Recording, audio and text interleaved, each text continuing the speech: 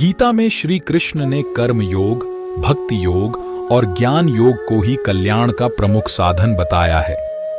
कर्म के प्रवाह से संबंध का टूट जाना ही जीवन का लक्ष्य है और यह लक्ष्य उपर्युक्त तीनों मार्गों से प्राप्त हो सकता है।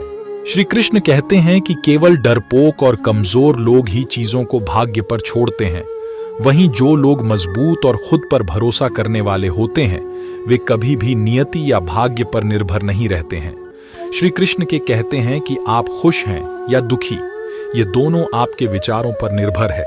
अगर आप प्रसन्न रहना चाहते हैं तो आप हर हाल में प्रसन्न ही रहेंगे, लेकिन गीता के अनुसार कभी भी सिर्फ दिखावे के लिए अच्छा नहीं बनना चाहिए, क्योंकि परमात्मा से कुछ भी नहीं छिपा है। वो आपको बाहर से नहीं बल्कि भीतर से भी जनता है।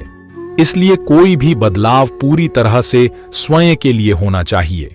गीता में जीवन के अर्थ को विस्तार पूर्वक बहुत खूबसूरत तरीके से समझाया गया है। गीता का अनुसरण करने वाला व्यक्ति जीवन में कभी असफल नहीं होता है। गीता में श्री कृष्ण ने बुद्धिमान व्यक्ति की पहचान बताई है। गीता में श्री कृष्ण ने कहा है कि समय कभी एक जैसा नहीं रहता है, यह हमेशा ही बदलता रहता है, इसलिए हमें कभी भी एक परिस्थिति में नहीं रहना चाहिए। गीता ग्रंथ का ज्ञान हर मनुष्य के लिए जरूरी है। यह मनुष्य के जीवन के तत्वों और धर्म के महत्व को समझाता है। इसमें भगवान कृष्ण के दिए हुए उपदेश हैं जो उन्होंने अर्जुन को दिए थे। श्रीमद् भागवत गीता हिंदुओं का पवित्र ग्रंथ है। इसमें जीवन का पूरा सार बताया गया है।